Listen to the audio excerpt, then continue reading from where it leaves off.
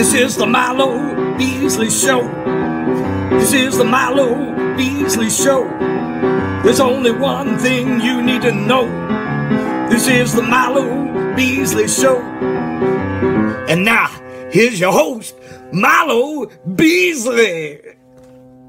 And welcome to the Milo Beasley Show. Episode number 373. Took a bit of hiatus because of, solidarity with the union. They don't want to talk about things that we weren't able to talk about, but we are back.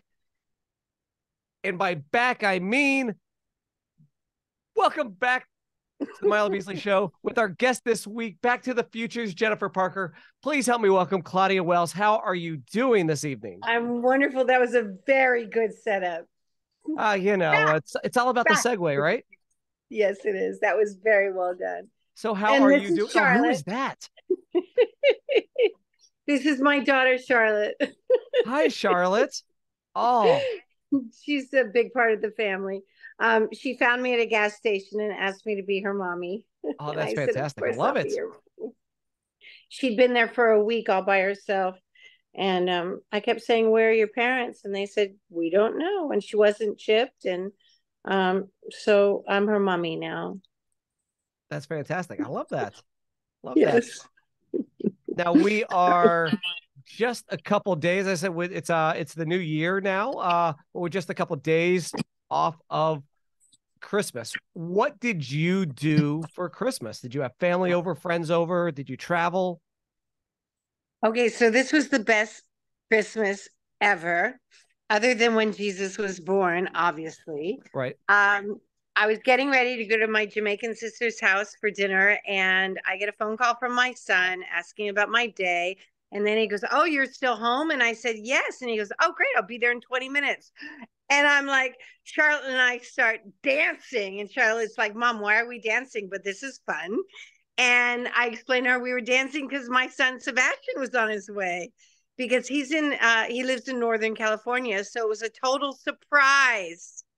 And he showed up with his backpack and duffel bag. And I was so excited. So we went to my sister Norma's house and had this amazing dinner and an amazing time and just lots of laughter and wonderful food. And it was very incredible. He actually just texted me. He's on a plane now heading home. So it was spectacular. That sounds like a great Christmas. I mean, that's what, that's what it really is about, is bringing families together, celebrating, and it's great that you got to spend it with your family. It was the best. And then, do you have any upcoming plans for the new year, or how about any resolutions? I know that's a big thing amongst people. Any resolutions? My resolution is to keep living in the moment.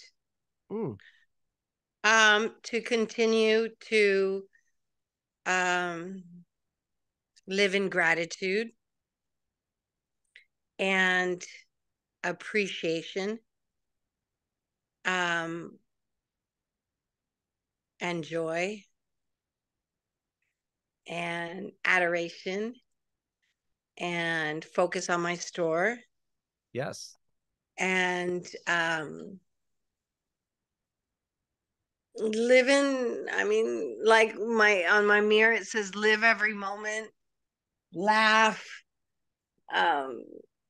love, just all of the good stuff. All the good things. Yeah. You mentioned your store, and I do want to talk about that, because you just celebrated this past December, 32 years? Yes.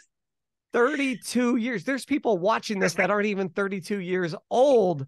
I know. I opened when I was 25. My store is older than I was when I opened. That's fantastic. So, of course, we're going to talk about this. Your store, Armani Wells. I love the concept. So it's a high-end men's resale shop, right? So you buy and sell there, right? I do, and I do everything. I always will say, because it's true, God owns my store and I have the honor of running it. I'm the only buyer, I'm the only seller, I'm the only stylist when you come in, which is appointment only through my website, armaniwells.com. You will always be taken care of by me. I don't have employees. I don't have anyone else who does the buying for me.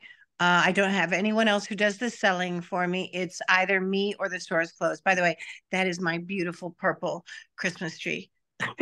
It's my favorite color.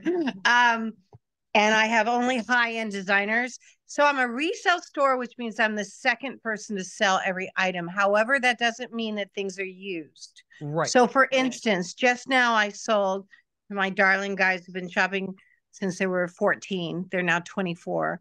A brand new pair of Gucci shoes in the box, slightly distressed looking athletic shoes. They retail for $870. The price tag is still on there, and he paid $500. And then his friend got a pair of Lucchese handmade, beautiful, this color blue. Actually, I know, right? This color blue, like a beautiful, like pale blue, with gold hand embroidered stitching. It's the only pair like it on the planet because they're handmade by Lucchese. So the client I bought them from chose the color, chose the stitching, chose the style. They happen to fit my guy perfectly, just like they fit the original man who had them made. Right. And they're Lucchese. He paid $300. They probably retail for, I don't know, $5,000, $6,000, $8,000. What else did they buy? Orion also got a phenomenal Dolce & Gabbana white shirt that had hand embroidered flies, which is their logo on the shirt. Brand new. I took it out of the packaging. And it's probably one of a kind because I think they may have made 3 or 4 when they originally made them. And he paid $425 for it. So do you also deal with bags and accessories and things like that as well? I have an amazing, again, brand new Louis Vuitton roller bag that has the suit accessory in it, so you can roll up a suit, and when you unroll it, it's in perfect condition. And it comes with all of this stuff inside that you can pack different things in different compartments. And it even has a cover on it so that when you fly with the Louis Vuitton phenomenal roller bag, you can cover it so it doesn't get any scrapes. Ooh. I've got a presidential Louis Vuitton briefcase that when you open it, you can see that nothing has ever been put in it before. It literally is brand new. I've got a Louis Vuitton cufflink and shirt stud case that has, and ring. Excuse me, I'm talking. I have so much. I have iconic Gianni Versace from the mid 80s and mid 90s that he himself designed, that you look at it and you think it's brand new. Like, it does not show anywhere. It does not look like it's more than 1 day old. It's in spotless condition. It's priceless. You'll never find another ever anywhere in the world.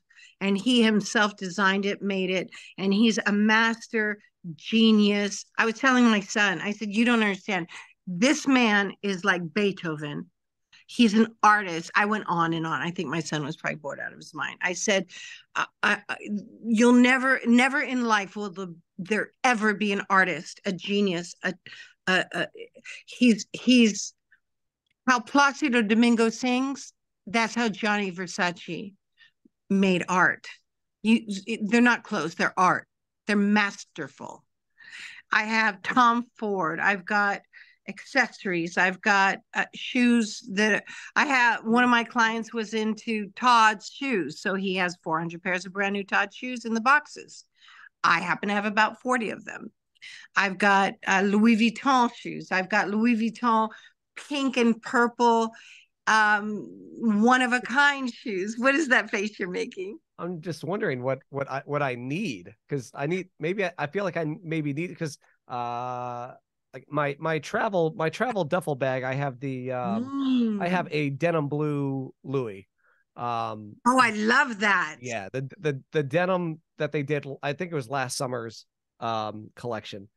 And the denim, just, it looks so cool. And so, you know, I'm just trying to think of So maybe you were doing one of those. I've got the old school Louis Vuitton zipper carry, the ones that you can carry your suit in. Oh, the one nice. I also have the one that you can fold, that are old school. You can put like 3 or 4 suits in them, the vintage ones, but mine are in brand new conditions somehow, some way. I've got, oh, I have everything. And then I've got a beautiful brand new Gucci wallet that's still in the box. I've got cufflinks, shirt studs, I've got ties, I've got tuxedos, I've got jeans, I've got boots, I've got shoes, I've got suits, I've got Gucci brand new suits, I've got Black Label Giorgio Armani, I've got Prada suits that, you know, Prada makes 2 suits in each size, each season for each store, and they never go on sale. Oh, I've got God. wool and mohair Prada suits. I've got silk and wool Prada suits. I've got suits that retail between $3,400 and $4,200 that don't go on sale. I sell them for $1,650. If you can't afford the, I've got Ermenegildo Zegna handmade, made to measure suits. If you can't afford the $1,650 Right. that retails for $5,000 to $10,000, I've got suits for $850, $650, $550. I've got Theory with the price tag still on it that I can sell you for like $450, $550. I've got something for everyone. So what made you get into high-end men's fashion? Okay, so when I was dating a certain someone whose parents owned 20th Century Fox, and they bought the Beverly Hills Hotel when I was dating him when I was young. Wonderful guy, great guy. Nothing but nice things to say about his beautiful, wonderful family. My mother discovered by watching one of those morning talk shows, a woman's resale shop. And she went there. This is really funny. It's a very private story. She went there and bought all these gowns because I was going to dinner parties at his parents' house every Thursday night. And then we were going to premieres and things, but it was the dinner parties where I met, oh, the most incredible Walter Matthau and Jimmy Stewart and all these amazing, wonderful people. And so I was wearing one of the taffeta gowns that she bought, and I'm in their powder room, which is as big as my front room in my apartment, standing next to Candy Spelling. And we're looking in the mirror and she goes, oh, what a beautiful dress. And I said, thank you. Candy Spelling married to Aaron Spelling, right, when Tori Spelling was like 10. And she said, who designed it? I said, Nolan Miller. And she goes, no, I designed it. And I said, oh. My mom said, Nolan Miller designed it. And she said, oh, where did you get it? And I said, oh, my mom found it at a resale shop. And she said, oh, you know, when I was young and first dating Uncle Aaron, because I called him Uncle Aaron because, you know, we were all family, I couldn't afford nice dresses for all the dinner parties either. If I had known that your mother was buying your dresses at resale stores, I would have brought them to you instead. Now, at that time, I was making like 15 grand a week doing TV series. So it wasn't like I was broke. But, Hey, you know, my mom, we were smart. Right. And she said, oh, I brought them more. I said, oh, yeah, I've got the black one too. She said, I didn't know you were a size 2. I'm like, I didn't either. So I remembered that. And then years and years and years later, not that many years, I was 19. When I was 24, I met a guy who owned a women's resale shop. And I'm thinking, I would like to have a financial basis so I can go back to acting and go back the way I did it before, where I was never like hungry for a job. Right. We turned things down if they weren't right, if the money wasn't right, if the job wasn't right, if the role wasn't right. And I wanted to go back to acting the same way. And I thought, He used to walk around the store and go, my darling, I think there should be something like this for men, because he had women's stores. And I said, well, monsieur, he's still one of my best friends. And I always called him monsieur. Why don't we open a store together for men? And I pouted for a while because he's French Moroccan, and I don't know how he felt about a woman business partner. Oh. And so, sorry, that was call waiting sign because I'm going to keep pressing send voicemail. So after about 4 days of pouting, okay, we can open a store. Now he's a genius at opening stores. He just has a little list, crosses off each thing at a time. So he found the merchandise. We went downtown and bought racks. We went around the corner and he found a location that was right around the corner from his shop. And I provided the money. I borrowed money from my dad, which my daddy never let me pay him back. Big money, $5,000 in 1991. We got the location on December 7th, on December 11th. This is how smart this man is. December 11th, we get the store and the keys. December 19th, the store was built, racks, merchandise, cash register. We knocked down the wall that was there and we were open to the public at 10 a.m. Wow. So a week. December 11th to 1 week. Yeah.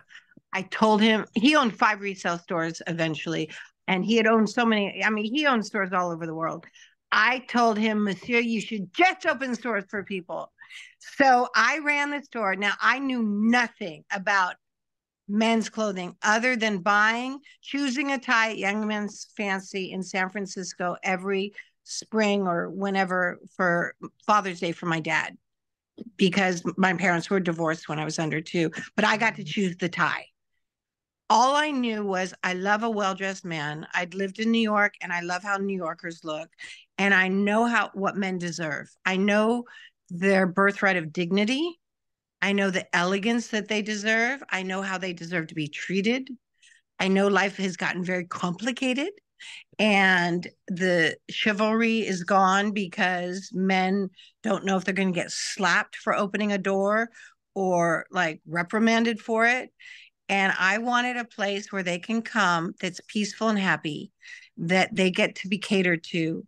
There's no problems in my store. There's no pressure in my store. It's like Disneyland is the second happiest place on earth. And the expertise I have in men's clothing now, I've learned from my clients and my customers, all of it. And so I wanted an Italian boutique that happens to be a resale shop where every man can afford something, whether you're the valet across the street or you're the most wealthy man on the planet. And I dress studio heads, I dress rock stars, I dress doctors, lawyers, but you know what? I also dress young guys trying to be an actor. I had a guy that I was dressing, he brought in his 12-year-old for his first suit.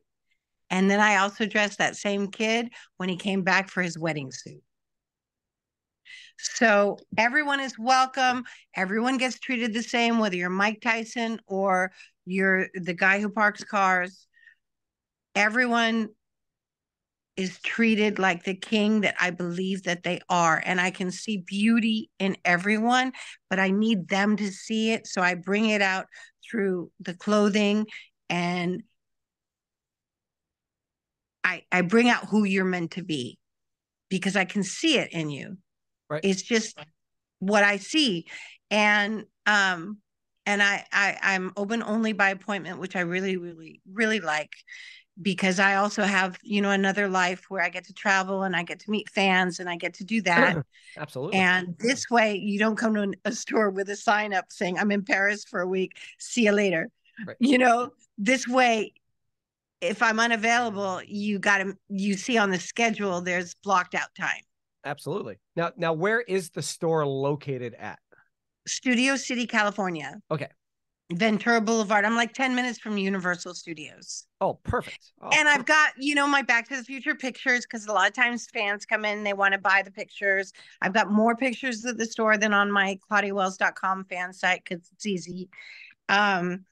I have, it's just a beautiful experience. And it's it's a place to be catered to. I'm not a real online person. You come in and I don't want to know your size. I look at you, it's just a knack I have. You don't have to know what you like. You just come in and I take care of you. Really, it's just a thing. I'm like a idiot savant. I just can look at you and know what you need. Now It's really I will actually be in California in 2 weeks. So maybe I need to set up an appointment and come on by. yeah. Tell me when you're in town. When are you in town? The 12th through 14th, somewhere around there. Perfect, because I'm out of town on the 15th for a week or two. So you need to make. Well, I'll message you. That's perfect timing. Perfect timing. And so ArmaniWells.com is how you make a schedule an appointment. ClaudiaWells.com is how you find out my event schedule and order autograph pictures. Don't send anything to me because I don't open them anymore. Right. Because I'm finding things online, even though people tell me their stories about it's for like this, that, and the other, and then they end up on eBay. Right. So God bless everyone. I don't know which are true and which are phony balonies, but I will be doing a bunch of events in January in amongst my appointments and visits. Yeah. So like on January 20th, I'm going to be at a comic book shop that's apparently like the biggest one in Texas. But all of that will be on backtothefuture.com and also claudiawells.com. As soon as I have things booked, they go on the event schedule on both of those websites. Oh, perfect. And you said you have Back to the Future pictures, which of course leads and clock tower flyers. Which leads to obvious discussion. Now, I was reading, and the internet is, they say don't believe everything you read, but I read that there was almost a moment where you weren't even a part of the franchise. Is that correct? A lot of it is correct that you read. I got the part of Jennifer Parker when Eric Stoltz was cast as Marty McFly. Then, lo and behold, Off the Rack with Ed Asner and Eileen Brennan and Dennis Haysbert, before he was a superstar, got picked up from being a pilot to being a series. And it was a 3-camera show in front of a live audience. Oh. And it was going to be done at the same time as Jennifer in Back to the Future. And it was my first commitment, therefore my first contract. Therefore, they were in charge of deciding. And Ed Asner is like, let the kid do a Spielberg film. And they were like, no. So I actually had to back out. Sorry. I had to back out of being Jennifer because my obligation was to ABC and Off the Rack. So they recast my part and they filmed for, I think, 8 or 9 weeks with Eric. I do have pictures of Jennifer that were meant for Marty's wallet. And I actually also have the perforated high school pictures of Jennifer that Bob Gale sent to me and said, save these because we'll probably need them for Back to the Future too. I still have them and they're lovely. So when Eric was let go and Michael was hired, I was done with Off the Rack. The girl they had recast in my part is 5'7". I'm 5'3.5", 3 3/4 if I stand up real tall. Though now I'm 5'2 3/4 because I guess I shrunk. But Michael is 5'4". Right. And there was some ladies on the set, God bless them, who thought it was weird for Marty to have a tall Jennifer girlfriend. So I got my part back. That's awesome. I know. It's total synchronicity. Yeah, it was meant to be.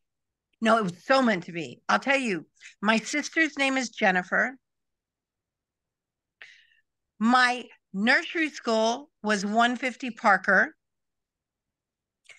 I live on Riverside Drive. What? My random parking spot in the apartment I've been in for 17 years is number 88. Yeah. Wait. Yeah. Oh, my little brother in Off the Rack, his actual sister was Michael's little sister in Family Ties. Wow. I could literally go on and on. This is the Kennedy Lincoln thing, right? Like Kennedy had a secretary named Lincoln, Lincoln had a secretary named Kennedy, right? Like No it's that, way. yeah, I so didn't it's know like that that. type of weird thing, right? You can't. Oh, the church where they filmed the Under the Enchantment Sea yeah, dance. yeah, the Methodist Church, yeah. I filmed there. I did you should see it. It's really cool. I did a music video called Stop the Madness Yes. in 1985.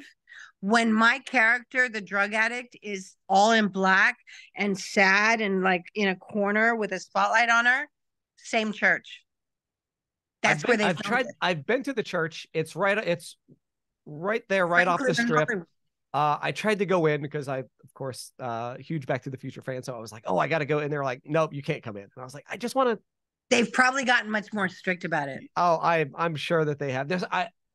So I have my next question is, how many times have you written the numbers 555 4823? I mean, I must have written it. Well, it's got to be thousands. thousand, right? Got to be. I'll tell you something so funny. I'll bet you I've written the name Jennifer more times than my sister, who's named Jennifer. Oh. And one time when I wasn't paying attention, I accidentally signed her last name instead of Parker. And I'm like, oh my gosh, I'm so sorry. I wasn't paying attention. I got to do that again.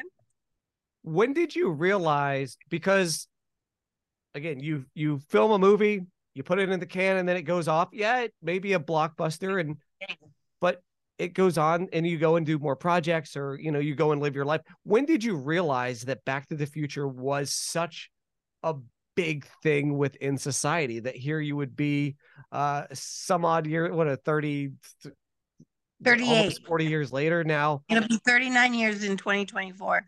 Yeah. But probably about 2012. I had fans from all over the world coming to my store, like all over the world. I've had my name tattooed on about 6 people. Like literally, I signed my name and a sentence from the movie several times. All Australia, Italy, somewhere in America. I can't remember where else.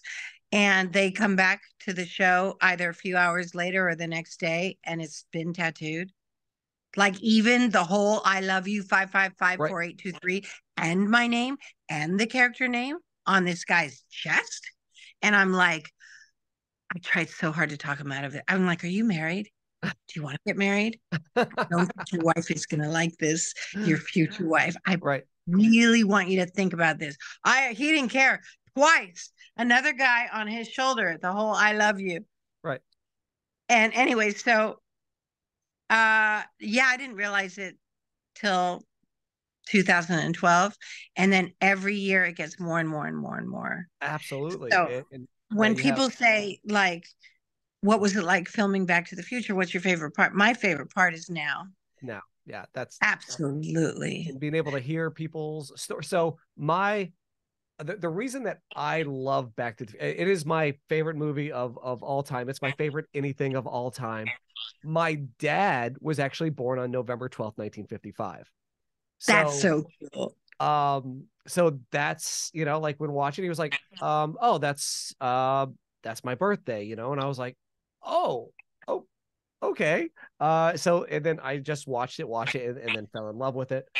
So that's how it actually got to be my, again, small world type thing.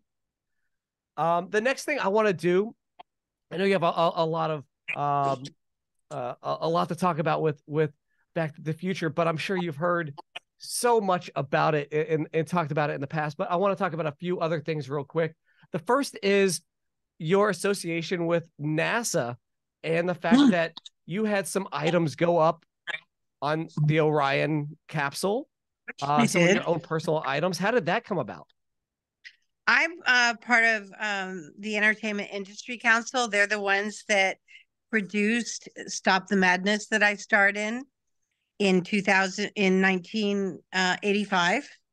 And they were invited to have some space in the Orion capsule to put some items. And I don't know how this came about, but they wanted to share it with me. And I was like, really? So I put a picture of Marty and me. I had a little DeLorean, which they were nervous about in case the capsule exploded. They didn't want to mess up the car. So they decided not to put the car in there. Right. I put a clock tower flyer, dear space. Right. Dear space. Thank you for having us. I love you. 555-4823. I put a picture of my daddy and me in it. Oh, that's amazing. And, yeah, dear space. This is my daddy and me. And I put clock tower flyer. I put it back. One of my clock tower flyer T-shirts. Picture of my daddy and I. Picture of Marty and me. And they didn't take the car. Then I went to Florida to Cape Canaveral to the launch. And it was so special. And they put me up in the hotel and I didn't have to pay tax because they're all government people. Yep. That was the first awesome. time I did that. And they did a special breakfast and all the butter was shaped like the capsule. And there was very presidential people and government people and astronauts, and they did a PowerPoint and they explained everything. And then it was scrubbed, which means at the countdown, they canceled it because there was some guy in a boat. I remember that. I remember that. Yep. It was a big deal. And then they have the best cookies and buffet. Oh my goodness. And then, in fact, I met a really nice guy over the cookies at the buffet before we were all kicked out. And it turns out he was the one building the engine of the shuttle. He built that engine. That's insane. And then he was building the next engine, which was going to take real people to Mars, because that was the practice. It was going around the world in 24 hours. And it was supposed to be the practice for 2015 that was going to take men to Mars. So what they planned is they were going to redo it the next day. The next day, about a third of the people were there, myself, of course, being one of them. Yep. The next day it worked. And I met this wonderful guy, James, who was the assistant director of education for Washington, D.C. for NASA. And I said, please put me on the short list, because he was in charge of the list of people who go to launches. And he did. And I've been to a few launches. Oh, really? I go to launches. I live about 45 minutes away. I go to launches all the time here in Florida. Yeah. Do you stand up there with all those guys and watch it from that place and get to hear? No, I'm not that fancy. I'm not that fancy. But I do go to the coast. I do go to the Space Center occasionally, but I've never gotten the invite. Maybe one day. Well, no, but if I get an invite, you could be my guest. Oh, let's do it. Oh, and I have my store name and my name on Mars. That's incredible. On Mars. Like literally. I got nothing. I set my name up on something. I set my name up on on the rover. On the rover. Well, that's pretty cool. Yeah. Oh, my brother-in-law, who's married to my dad's first daughter with his first wife, he's a geologist for the Mars rover. Oh, that's awesome. Bernard Halle. Like, that's real. I checked it with rocket scientists. They knew him. That is awesome. Yeah, we will have to. We will have to get to a launch sometime together. I'll have to get to your store. But Zoom is telling me that I am running out of time here. I don't know where time went. It was so easy to talk to you. It's a time continuum. Yeah, we'll have to do a part 2. But yeah. So again, folks, there's no part 4 though. Ever. Never do a part 4. Never do a part 4. Get it? Again, folks, ClaudiaWells.com for all the upcoming events, for all the schedules, ArmaniWells.com for your appointments. At the Claudia Wells are all the media, social media, everything. At the Claudia Wells. And if you Claudia are looking Wells for is YouTube. me, you can find me upcoming January 20th, 21st, Central Florida Comic-Con. March 15th through 17th, GalaxyCon Richmond. And then I got some things in May and whatever, but that's a long ways away, and we can talk about that when we get there. Claudia, it was so amazing to talk to you. Any last words before we say our goodbyes?